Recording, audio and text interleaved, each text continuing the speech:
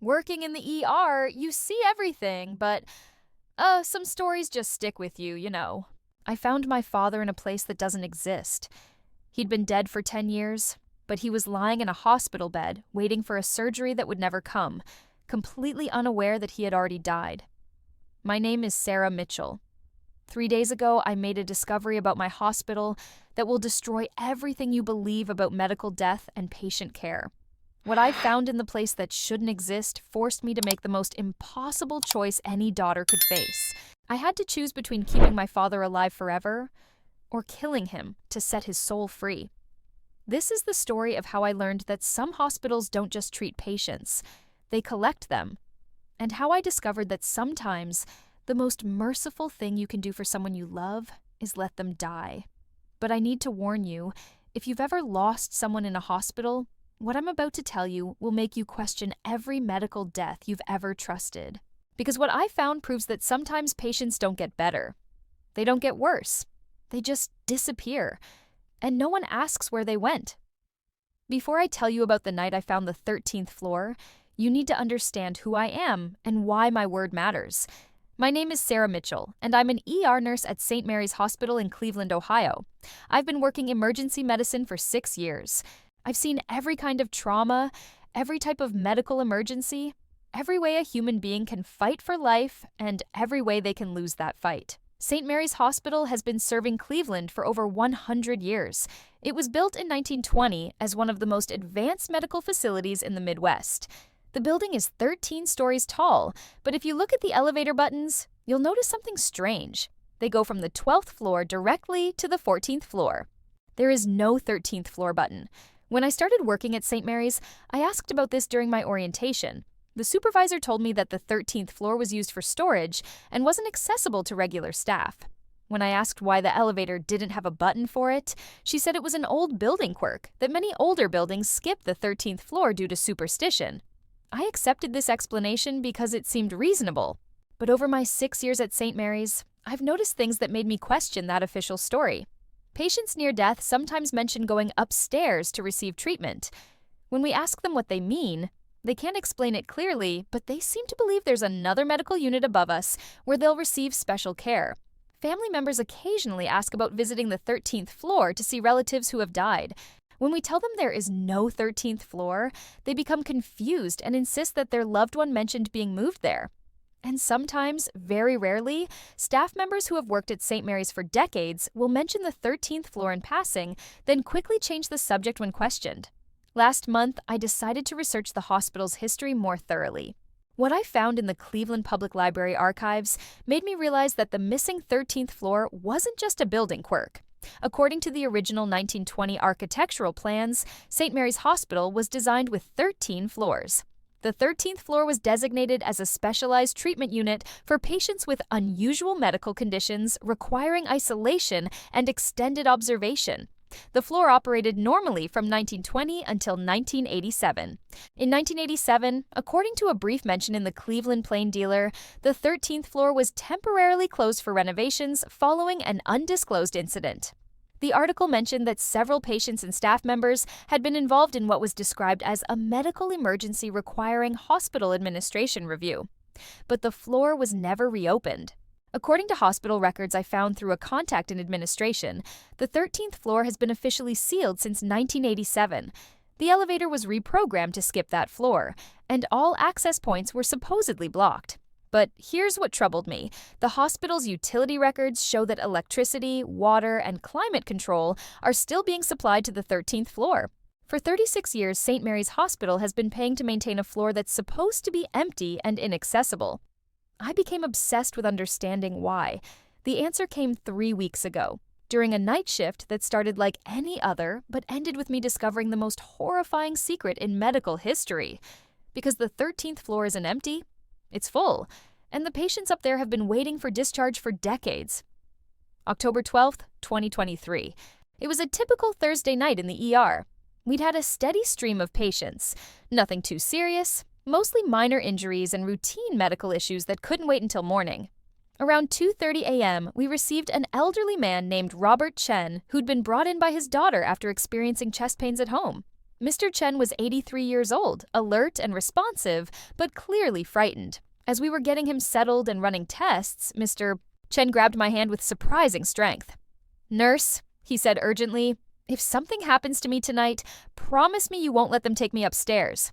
"Mr. Chen, you're going to be fine," I told him.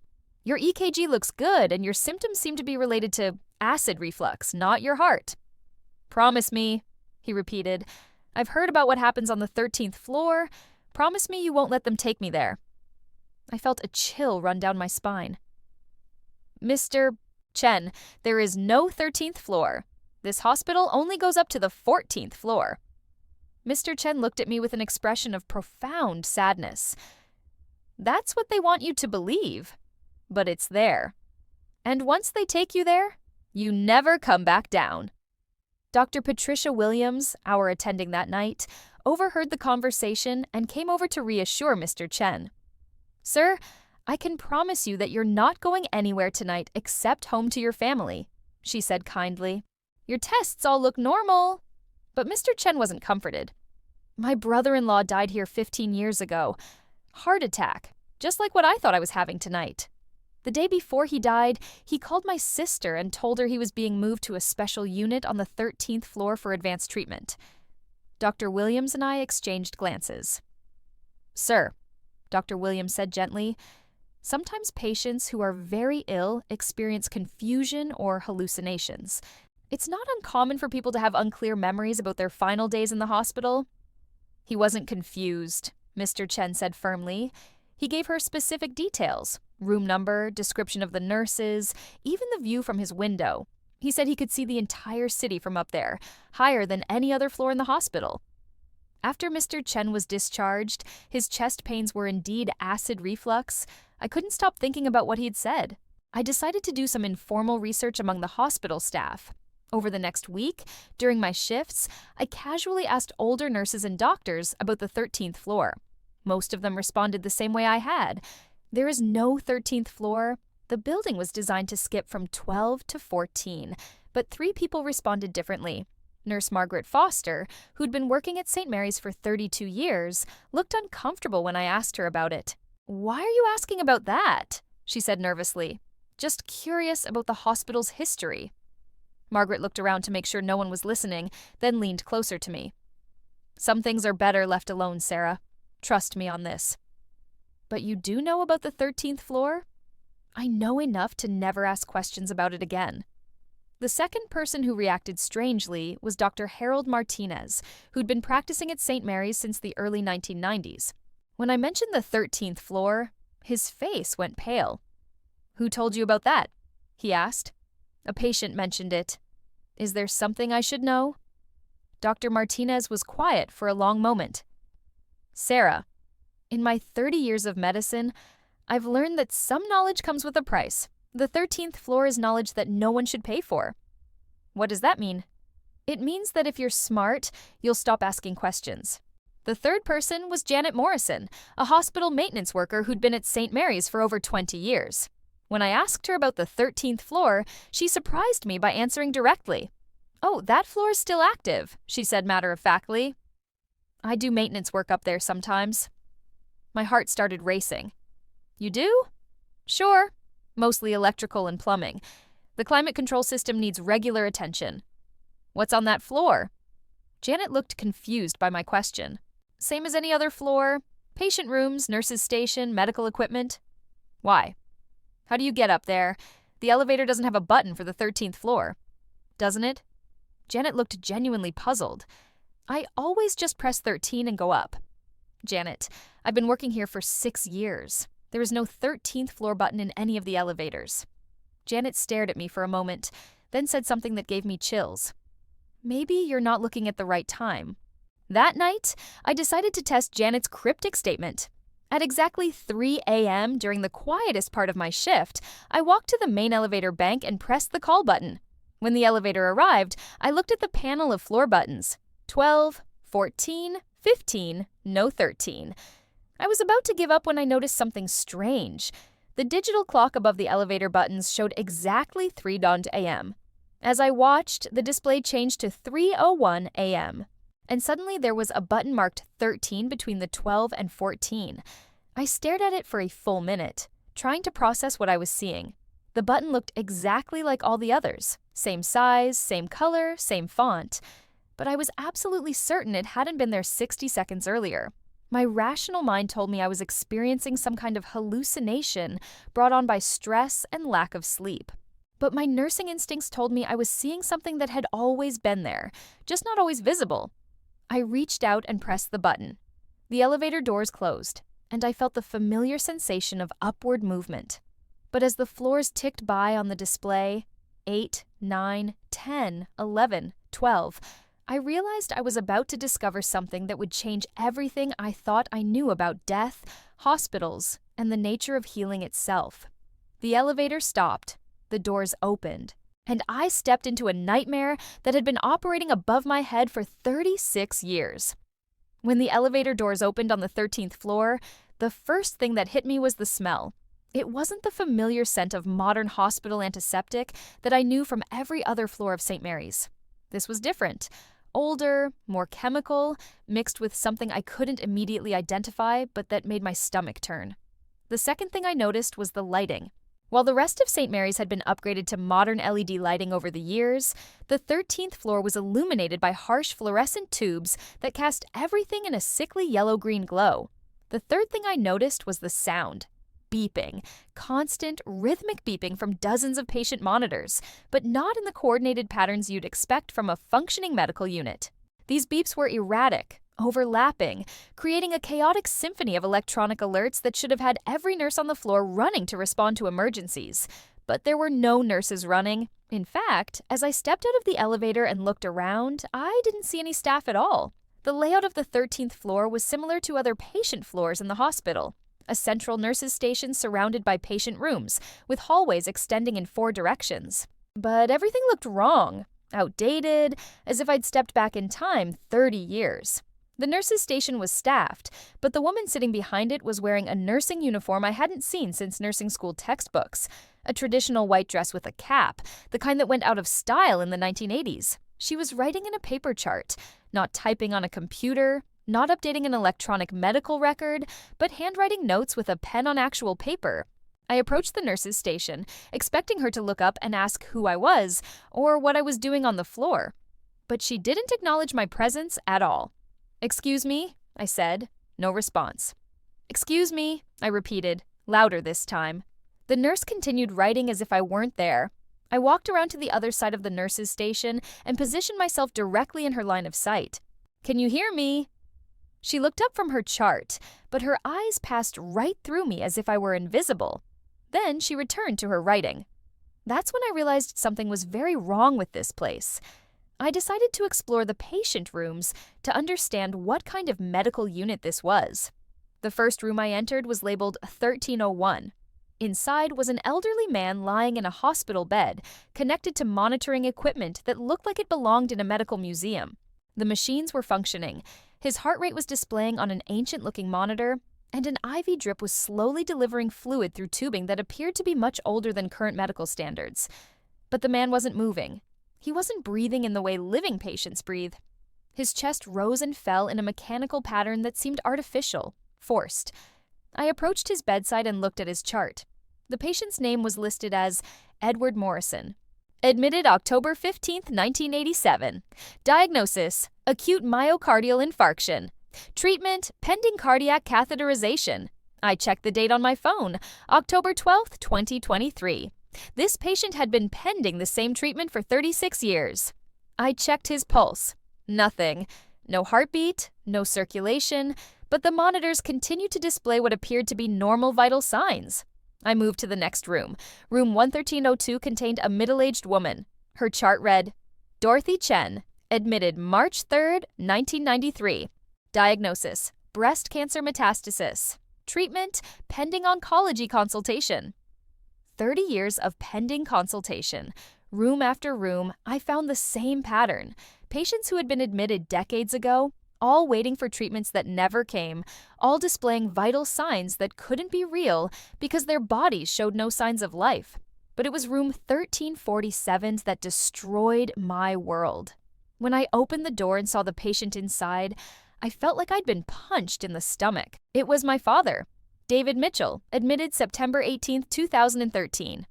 Diagnosis: acute myocardial infarction. Treatment: pending emergency cardiac surgery. My father had died 10 years ago from a heart attack. I had been with him when he died. I had held his hand as the doctors pronounced him dead. I had spoken at his funeral. But here he was, lying in a hospital bed, connected to machines, waiting for a surgery that I knew would never come because he had already died on the operating table a decade ago. "Dad," I whispered. His eyes opened and focused on me. "Sarah," he said, his voice exactly as I remembered it. "Sweetheart, what are you doing here? Visiting hours ended hours ago." I started crying. "Dad, you died 10 years ago." He looked confused. "What are you talking about?" "I'm just waiting for Dr. Patterson to take me into surgery. He said they need to clear up some scheduling issues, but I should be able to go home in a few days." Dr. Patterson had been my father's cardiologist. Dr. Patterson had been the one to tell our family that the surgery hadn't been successful, that my father had died on the operating table. "Dad, what year do you think it is?" "It's 2013, sweetheart. September. You were supposed to start your new job at the hospital next week. Are you nervous?" I had started working at St. Mary's in September 2013, right after my father died. "Dad, I've been working here for 10 years. You died during your surgery. I was there. I said goodbye." My father's expression became concerned. "Sarah, you're not making sense. Are you feeling all right? Maybe you should have one of the nurses check you out." That's when I understood what the 13th floor really was. It wasn't a medical unit. It was a prison. A place where patients who died with unfinished medical business, people who died while still hoping for treatment, still believing they could be saved, were trapped in an eternal loop of false hope. My father had been waiting for 10 years for a surgery that had already failed to save him, and he had no idea he was dead. As I stood beside his bed, trying to process the impossible situation I'd discovered, I heard footsteps in the hallway. Someone was coming, and I was about to learn that the 13th floor didn't just imprison dead patients, it collected them. And now that I'd found this place, I might never be allowed to leave? The footsteps in the hallway were deliberate, professional, like someone making routine rounds. But there was something wrong with the rhythm. Too regular, too mechanical, like someone who was walking out of habit rather than purpose. I quickly moved away from my father's bedside and peered out into the hallway. A woman in an old-fashioned nursing uniform was walking from room to room, checking on patients. She carried a clipboard and moved with the efficient precision I recognized from experienced nurses. But, like the woman at the nurses' station, something about her seemed off. She entered room 1348, across from my father's room. I could hear her speaking to the patient inside, but her voice had a hollow quality, like an echo of conversation rather than real communication. "Good evening, Mr. Harrison. Time for your medication check. The doctor will be in to see you shortly about scheduling your procedure." The same words I'd heard nurses say thousands of times during my career, but there was no warmth in her voice, no human connection. It was like listening to a recording. I waited until she moved further down the hall, then I went back to my father. "Dad, I need to ask you something. How long have you been waiting for your surgery?" He thought for a moment. "Well, I came in yesterday morning after the chest pain started. Dr. Patterson said they'd get me into surgery as soon as possible." "Yesterday morning?" "Yes, September 18th.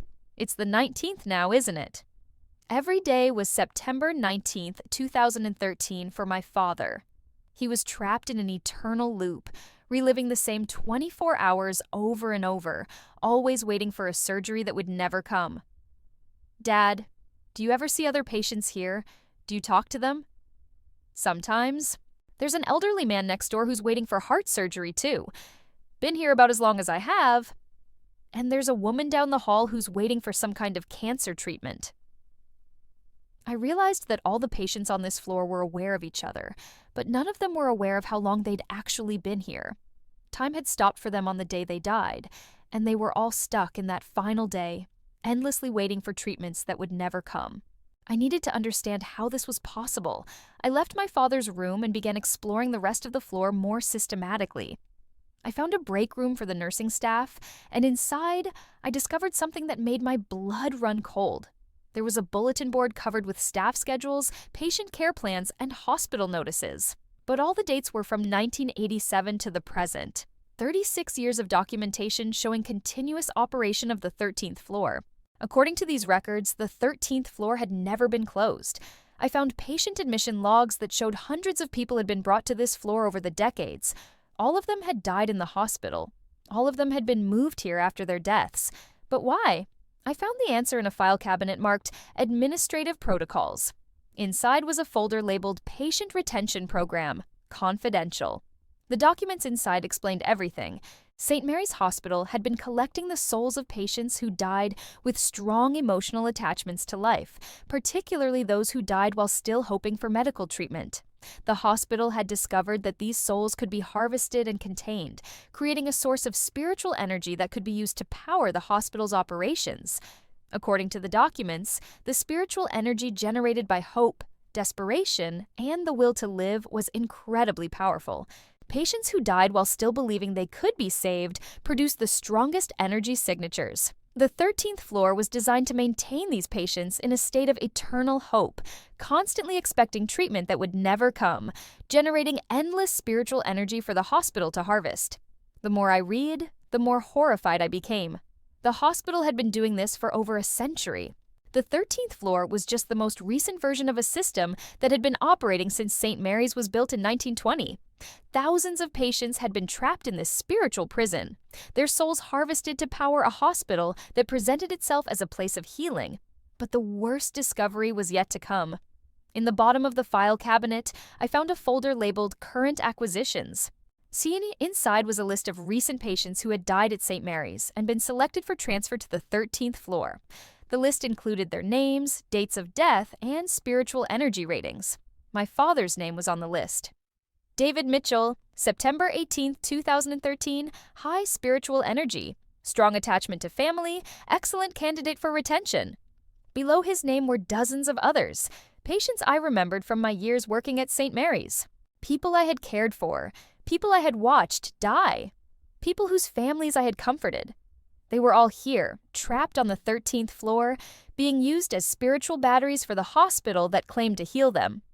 As I stood in that break room, surrounded by evidence of the most horrific abuse of medical trust I could imagine, I heard something that made my heart stop. The elevator was moving. Someone was coming up to the 13th floor. And I had a terrible feeling they were coming for me. I quickly put the files back and tried to think of a way to get back to the elevator without being seen. But as I peered out of the break room, I saw something that made my situation much worse. The nurse who had been making rounds was now standing at the nurse's station, talking to someone I couldn't see clearly, but I could hear their conversation. "We have a visitor," the nurse was saying. "A living visitor." "How is that possible?" a male voice responded. "The access protocols should prevent any unauthorized personnel from reaching this floor." "She's one of the ER nurses, Sarah Mitchell. Her father is in room 1347. "Ah," the male voice said with what sounded like satisfaction. Family connections often create spiritual pathways that bypass our normal security measures. How convenient. "What are your instructions?" "Process her for admission. High spiritual energy, strong emotional attachments, medical training that will generate excellent desperation patterns. She'll be perfect for our program." I felt ice run through my veins as I realized what they were planning. They weren't just going to trap me on the 13th floor. They were going to kill me and add me to their collection. As I tried to figure out how to escape, I heard the elevator doors open. Heavy footsteps echoed through the hallway, and a voice that sounded like authority itself called out, "Sarah Mitchell, please report to the nurse's station immediately. We have some paperwork to complete for your admission." The voice calling my name belonged to someone with absolute authority, the kind of voice you hear from chief medical officers, hospital administrators, people who make life and death decisions without question. But I wasn't going to respond to that summons. Instead, I stayed hidden in the break room and tried to think of a way out of this nightmare. The elevator was my only exit from the 13th floor, but whoever had just arrived was standing between me and my escape route. I needed a different plan. I remembered that most hospitals have emergency stairwells that connect all floors. If I could find the stairwell on the 13th floor, maybe I could get back down to the main hospital without using the elevator. I waited until the footsteps moved away from the nurse's station. Then I carefully made my way down the hallway, looking for an exit sign that would lead to the stairs. But as I searched, I noticed something disturbing about the other patients. They were all looking at me. Every patient I passed turned their head to watch me walk by. Their eyes followed my movement with an intensity that made my skin crawl. It was like they knew I was different, like they could sense that I was still alive while they were not. In room 1352, I saw a young woman who couldn't have been more than 25. Her chart showed she'd been admitted in 1999 with complications from a routine surgery. "Are you here to help us?" she whispered as I passed her room. I stopped and looked at her. "What do you mean?" "Are you here to take us home? We've been waiting so long for someone to come for us." My heart broke as I realized that some of these patients understood, on some level, that they were trapped. They were aware enough to hope for rescue, but not aware enough to understand that they were dead. "I'm going to try," I told her, though I had no idea how I could possibly help hundreds of trapped souls when I couldn't even figure out how to save myself. I continued searching for an exit and finally found a door marked emergency exit at the end of one hallway. But when I tried to open it, it wouldn't budge. The door was solid metal with no visible lock, but it was completely immovable, as if it were welded shut. I tried every emergency exit I could find on the floor. None of them would open. The 13th floor was designed to be a perfect prison. As I was testing the last emergency door, I heard footsteps approaching rapidly. "Sarah Mitchell," a voice called from behind me. "Please stop trying to leave. We need to discuss your situation." I turned around and found myself facing a man in a white coat who looked like he could have been any hospital administrator I'd ever met. Middle-aged, professional appearance, the kind of person who made policy decisions from behind a desk. But his eyes were wrong. They were too bright, too knowing, and they seemed to look through me rather than at me. "I'm Dr. Harrison," he said with a smile that didn't reach those disturbing eyes. "I'm the director of patient services for this unit. We're so pleased that you've decided to join us." "I haven't decided anything," I said, backing away from him. "I'm leaving now." "I'm afraid that's not possible, Sarah. You see, once someone discovers the 13th floor, they become part of our program. It's a matter of maintaining operational security." "You can't keep me here. People will notice I'm missing." "Will they? You're scheduled for 3 days off after tonight's shift. Your supervisor believes you're visiting family out of state. By the time anyone realizes you're missing, you'll be settled into your new accommodations." The fact that he knew my work schedule sent chills down my spine. "What do you want from me?" "The same thing we want from all our patients. Your spiritual energy, your hope, your desperate desire to live and return to the people you love. You'll be reunited with your father, which is what you've wanted since he died, isn't it?" "My father is dead. He died 10 years ago." "Death is such an absolute term," Dr. Harrison said with that horrible smile. "Here on the 13th floor, we prefer to think of our patients as being in extended treatment. Your father is very much present, very much aware, very much hoping to recover and return home to you. You're torturing them. You're keeping their souls trapped in false hope. We're providing them with purpose. Their spiritual energy powers this entire hospital. Every life saved in the ER, every successful surgery, every patient who recovers, it's all made possible by the energy our 13th floor patients provide." "That's insane." "That's medicine, Sarah. Everything has a cost. Someone always pays the price for healing. We've simply found a way to make that payment system more efficient." As Dr. Harrison spoke, I noticed that the hallway was filling with the nursing staff I'd seen earlier. They were surrounding me, cutting off any possible escape route. "Now," Dr. Harrison continued, "we can do this the easy way or the difficult way. The easy way involves you accepting your new situation and allowing us to process your admission peacefully. The difficult way—" He gestured, and 2 of the nurses stepped forward. I noticed that their hands ended in what looked like medical instruments rather than fingers. "The difficult way involves us sedating you and processing your admission against your will. Either way, you're not leaving this floor." That's when I realized I had one option left. If I couldn't escape the 13th floor, maybe I could destroy it. I thought about the files I'd found, about the hundreds of patients trapped in spiritual slavery, about my father lying in room 1347 waiting for a surgery that would never come. What if I told you I could improve your system? I said, stalling for time while I tried to think of a plan. Dr. Harrison raised an eyebrow. How so? I'm an ER nurse. I know which patients die with the strongest emotional attachments, which ones have the most spiritual energy. I could help you identify better candidates for your program. Interesting. And why would you want to help us? Because if I'm going to be trapped here anyway, I might as well make the best of it. And because I want to see my father. Dr. Harrison considered this for a moment. Very well, but you'll need to prove your commitment to our program first. How? There's a patient in the ER right now. Elderly man, heart attack, strong family connections. He's scheduled to die in about an hour. We want you to go back downstairs and ensure that his spiritual energy is properly harvested when he dies. My blood went cold. Dr. Harrison was asking me to help murder a patient. But I nodded and said, I understand. Excellent. Nurse Williams will escort you back to the ER to ensure you complete your assignment successfully. One of the unnaturally modified nurses stepped forward to accompany me. As we walked toward the elevator, I knew I had one chance to save not just myself, but everyone trapped on the 13th floor. I was going to have to destroy the entire system, and I was going to have to do it in a way that would free all the souls that had been imprisoned here for decades. But first, I had to say goodbye to my father. Because what I was planning would mean losing him forever. This time, really forever.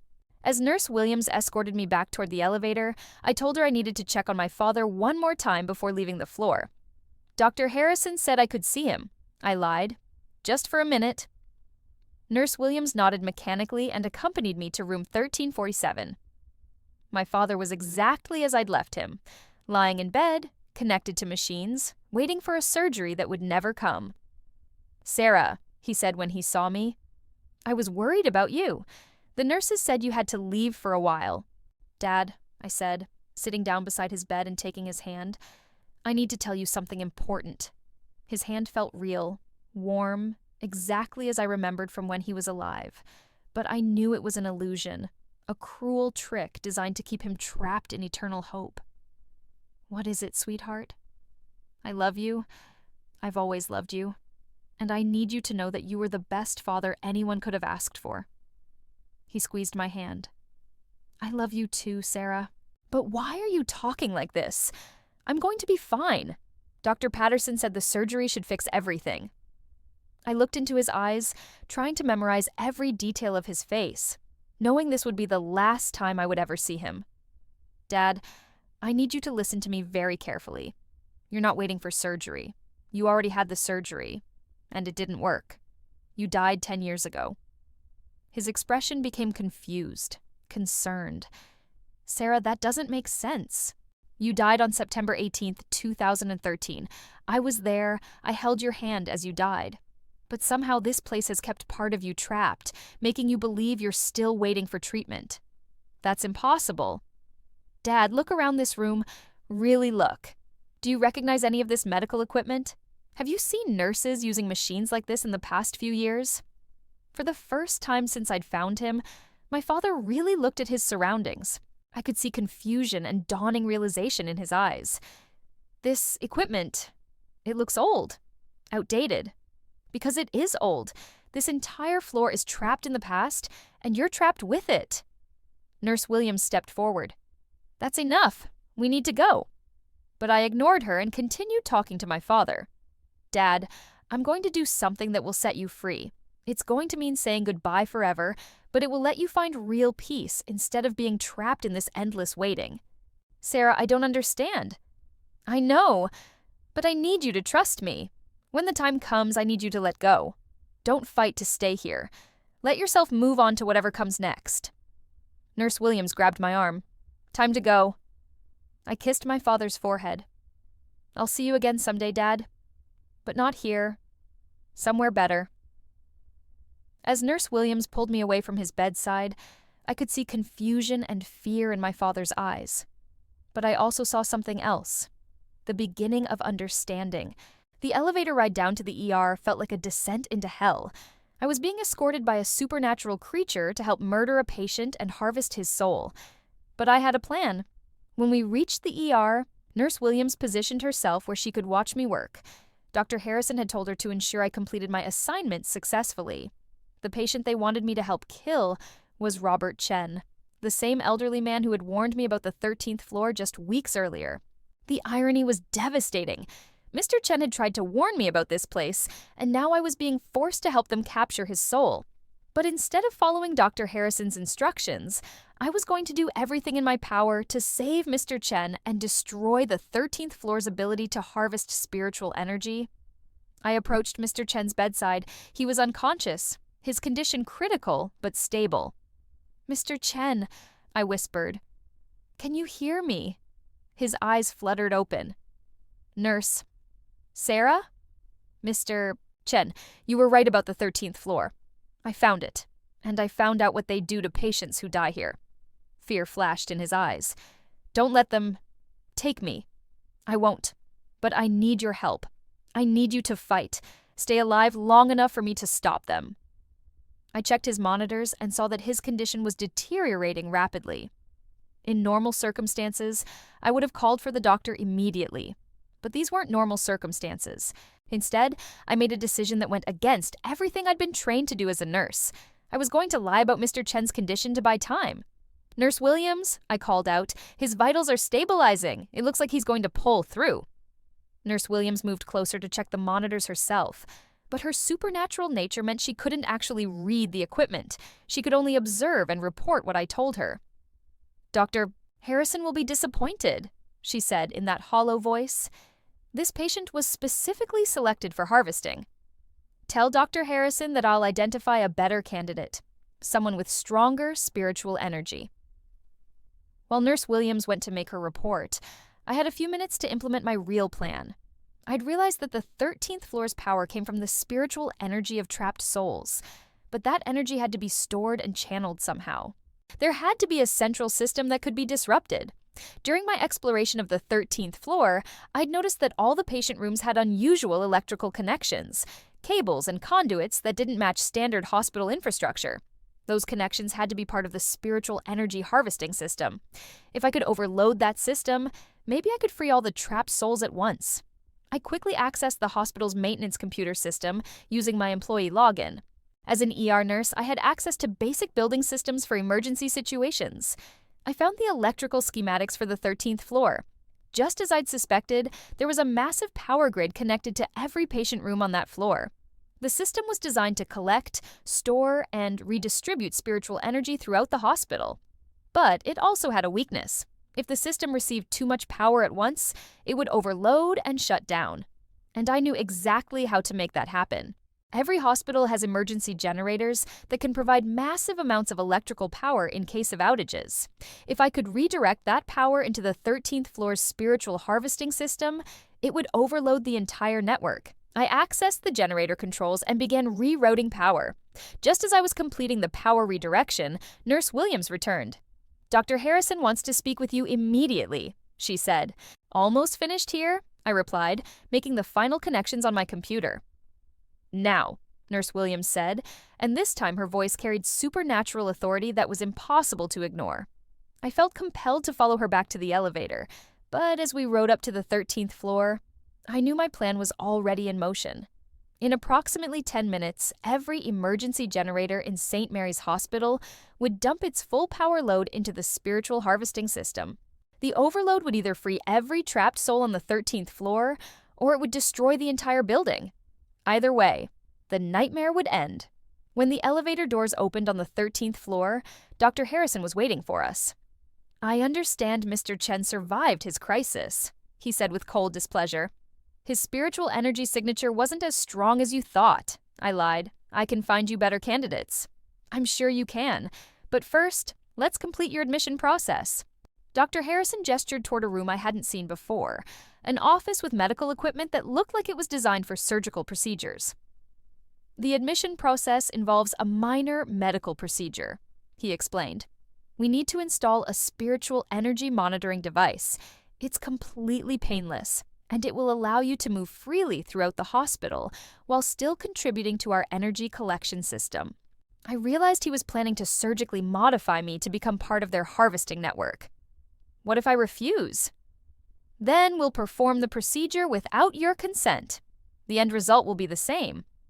As Dr. Harrison led me toward the surgical room, I checked my watch.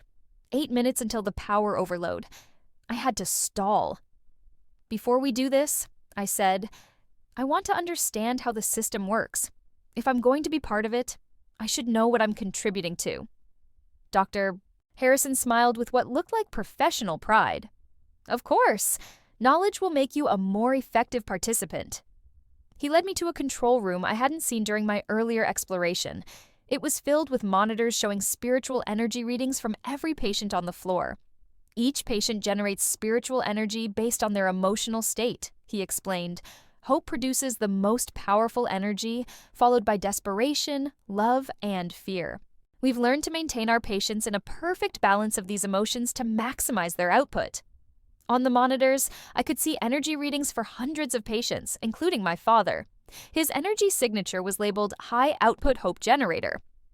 The energy is collected through the monitoring equipment in each room and channeled into our main storage system. Dr. Harrison continued, pointing to a massive array of machinery that hummed with electrical power. From there, it's distributed throughout the hospital to enhance our medical capabilities. How long have you been doing this? Since the hospital was built in 1920, the founders discovered that spiritual energy could be harvested from dying patients and used to power miraculous medical interventions. Every life saved at St. Mary's is made possible by the sacrifice of our 13th floor patients. As he spoke, I watched the countdown on my phone. 4 minutes. What happens if the system fails? It can't fail. We have multiple redundancies, backup power systems, fail-safes built into every component. But hypothetically, what would happen if it received too much power? Dr. Harrison looked at me suspiciously. Why would you ask that? Professional curiosity, I'm an ER nurse. I'm trained to think about emergency scenarios. 2 minutes. If the system were somehow overloaded, Dr. Harrison said slowly, it would release all the stored spiritual energy at once. Every soul we've collected over the past century would be freed simultaneously. And what would happen to the hospital? The hospital would lose its enhanced capabilities. We would become just another ordinary medical facility. Mortality rates would increase, miracle recoveries would stop happening, our reputation as a premier medical center would be destroyed. 1 minute. But that's a purely theoretical scenario, Dr. Harrison continued. Such an overload would require redirecting massive amounts of electrical power into our spiritual collection system. The hospital's safety protocols would prevent anyone from accessing those controls. 30 seconds. Unless someone with emergency access credentials decided to sacrifice the hospital's enhanced capabilities to free a bunch of dead patients, I said. Dr. Harrison's face went white. What have you done? 10 seconds. I've set them free.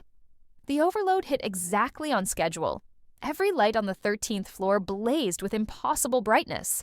The spiritual energy monitoring equipment began sparking and smoking. Alarms started blaring throughout the building. And then, one by one, every patient on the 13th floor began to glow with pure, brilliant light. The light spread from room to room as decades of trapped souls were suddenly freed from their spiritual prison. I ran to my father's room. He was sitting up in bed, no longer connected to the monitoring equipment, looking more peaceful than I'd seen him since before his heart attack. Sarah, he said, and his voice sounded different, clearer, more complete. I remember now. I remember everything. Dad? I died 10 years ago. You were there. You held my hand. Yes. And I've been trapped here ever since, waiting for a surgery that already failed. I'm so sorry, Dad. Don't be sorry, sweetheart. You set me free. All of us. Around us, I could see other patients sitting up, standing, walking around their rooms as they regained their memories and understood their situations. What happens now? I asked. Now we go where we should have gone 10 years ago, my father said. We find peace. He stood up and walked over to me. I'm proud of you, Sarah. You chose to do the right thing, even when it meant losing me again. I love you, Dad. I love you too, and I'll always be with you, just not in this place of suffering. He kissed my forehead, and I felt a warmth that seemed to reach into my soul. Then he began to fade, along with all the other patients on the 13th floor. But this wasn't the cold disappearance of death. This was the warm dissolution of souls finally finding peace. Dr. Harrison and his supernatural staff were also fading, their power broken along with the spiritual energy system they had controlled. You've destroyed everything, Dr. Harrison gasped as he became more and more translucent. I've freed everyone, I replied. Within minutes, the 13th floor was empty. The equipment was gone. The patient rooms were gone. Even the walls seemed to be dissolving. I found myself standing in what appeared to be an abandoned construction site, as if the floor had never been finished. The elevator doors opened behind me. I stepped inside and pressed the button for the first floor. When the doors closed and I looked at the elevator panel, there was no longer a button for the 13th floor. The impossible had become impossible again. When I returned to the ER after destroying the 13th floor, everything had changed. Mr. Chen, who had been dying when I left him, was not only stable but showing remarkable improvement. Dr. Williams, the real Dr. Williams, not the supernatural entity who had been impersonating her, was amazed by his recovery. I've never seen anything like it, she told me. His cardiac function has improved dramatically in the past hour. It's like he's gotten 20 years younger. But Mr. Chen wasn't the only one experiencing miraculous improvement. Throughout the hospital, patients who had been critical were suddenly stabilizing. People who had been given terminal diagnoses were showing signs of recovery. It was as if the entire medical facility had been infused with healing energy. I realized what had happened. When the spiritual energy system was destroyed, all the power that had been stolen from trapped souls was released back into the universe. But instead of dissipating, that energy had been converted into pure healing force. The century of suffering endured by patients on the 13th floor had been transformed into a blessing for the living. St. Mary's Hospital had become a place of genuine healing for the first time in over 100 years. But the changes weren't just happening to our patients. I felt different too. The constant exhaustion that comes with nursing, the emotional burnout that affects everyone who works in emergency medicine, the cynicism that develops after seeing too much death and suffering, all of it was gone. I felt renewed, energized, filled with a sense of purpose I hadn't experienced since I first became a nurse. And I wasn't the only staff member experiencing this transformation. Nurses who had been considering leaving the profession were suddenly re-energized. Doctors who had been going through the motions were rediscovering their passion for healing. Even the maintenance and administrative staff seemed more motivated, more committed to their work. St. Mary's Hospital had been spiritually reborn, but my personal transformation came with a price. For 10 years, I had carried the grief of losing my father. Part of me had always hoped that somehow, somewhere, he was still alive, still reachable, still part of my world. Finding him on the 13th floor had briefly fulfilled that impossible hope. But destroying the spiritual prison meant losing him forever, really forever, in a way that was final and complete. The night after the 13th floor's destruction, I went home and cried harder than I had since the day he died. But the grief was different this time. Instead of the sharp, desperate pain of sudden loss, this was the clean, healing sadness of appropriate goodbye. I knew my father was at peace. I knew he was free. I knew he had moved on to whatever comes after life, and that he was no longer trapped in suffering. The grief was sad, but it was also beautiful. 2 weeks after the events on the 13th floor, I received a call from Dr. Harrison's replacement. A real Dr. Harrison, who had apparently been the original administrator before being replaced by the supernatural entity. "Nurse Mitchell," he said, "I wanted to personally thank you for your role in resolving the administrative issues we've been experiencing." "I'm not sure what you mean." "I think you do. I've been trying to regain control of this hospital for 36 years. When I started asking questions about irregular mortality rates and unexplained energy consumption in 1987, I was removed from my position and replaced by something that wasn't human." You've been aware of the 13th floor this whole time? Aware of it, but powerless to stop it. The entity that took my identity had supernatural authority that I couldn't challenge. But somehow, that authority was broken 2 weeks ago. The spiritual stranglehold on this hospital was severed. What are you going to do now? Run St. Mary's the way it was always meant to be run, as a place of healing, not harvesting. And I'm going to make sure that what happened here never happens again. Dr. Harrison offered me a promotion to head of nursing for the entire hospital. He wanted me to help implement new policies and procedures designed to protect patient dignity and ensure that St. Mary's remained a place of genuine healing. I accepted the position, but I also made a personal commitment that went beyond my professional duties. I began researching other hospitals around the country, looking for signs of spiritual harvesting, unexplained mortality patterns, or other indicators that what happened at St. Mary's might be happening elsewhere. What I found was disturbing. Dozens of medical facilities showed similar patterns: unexplained energy consumption, irregular mortality rates, reports of supernatural phenomena that were dismissed by administration. The spiritual harvesting of dying patients wasn't unique to St. Mary's. It was happening all over the country. I started a network of healthcare workers dedicated to identifying and stopping spiritual abuse in medical settings. We call ourselves the Patient Liberation Network, and we work quietly within the medical system to protect souls from harvesting. When we identify a facility that's harvesting spiritual energy, we use the same techniques I developed at St. Mary's, overloading their collection systems to free trapped souls and convert stolen energy back into healing power. It's dangerous work. The entities that run these harvesting operations don't like being discovered, and they have supernatural abilities that make them formidable opponents. But we've been successful. In the past 3 years, we've liberated spiritual prisoners from 17 different medical facilities. Each time, the freed souls release healing energy that transforms those hospitals into places of genuine mercy. The work has also connected me with other people who have lost family members to spiritual harvesting. Together, we've learned that death doesn't have to be the end of our relationships with the people we love. When souls are properly freed, when they're allowed to move on to whatever comes next, they don't disappear from our lives entirely. They become something different. Guardian presences that watch over us, guide us, and occasionally communicate with us in moments of great need.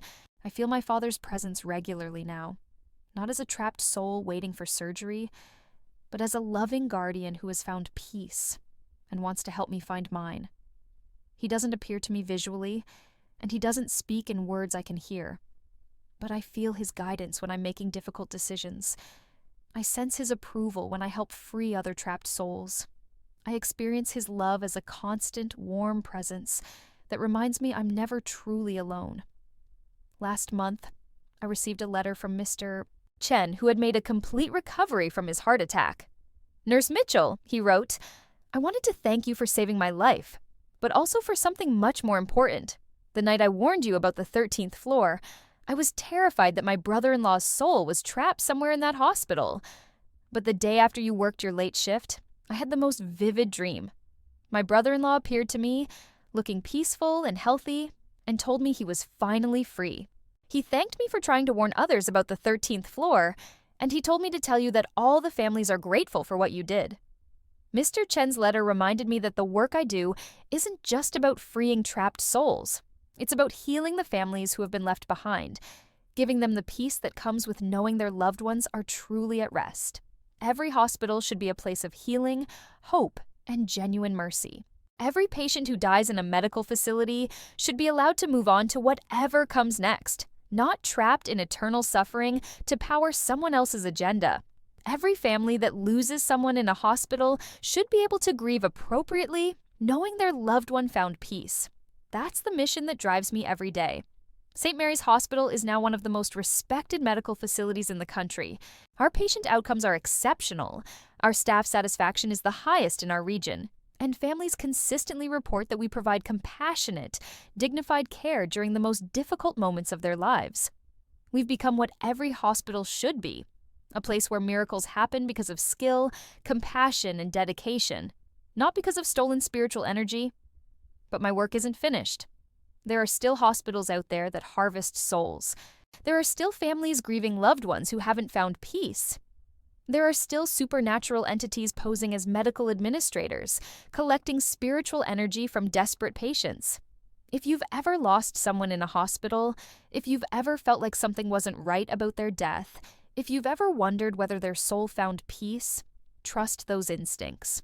Look for the signs: unexplained delays in treatment, promises of specialized care that never materializes, medical staff who seem emotionally detached, and especially any mention of floors or units that don't appear on hospital directories. If you find evidence of spiritual harvesting, contact local authorities, but also reach out to advocacy groups that understand these phenomena. Because every soul deserves to find peace, every patient deserves to be treated with dignity, and every hospital should be a place of genuine healing.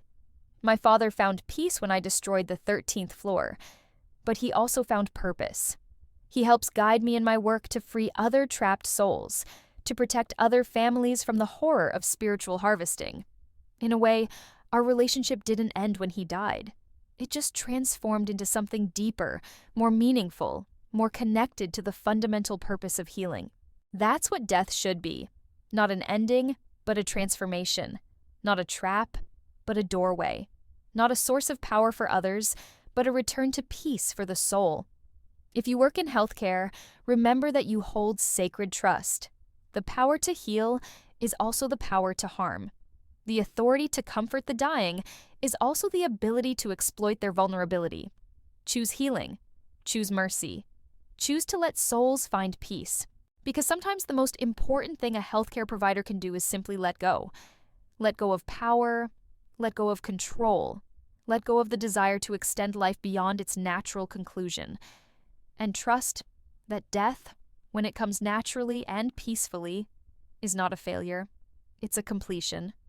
My father completed his journey on the 13th floor of St. Mary's Hospital, and in completing his journey, he helped me find mine. The journey of protecting souls, healing families, and ensuring that every hospital remembers its sacred purpose: to heal the living and honor the dead. Nothing more, nothing less, everything.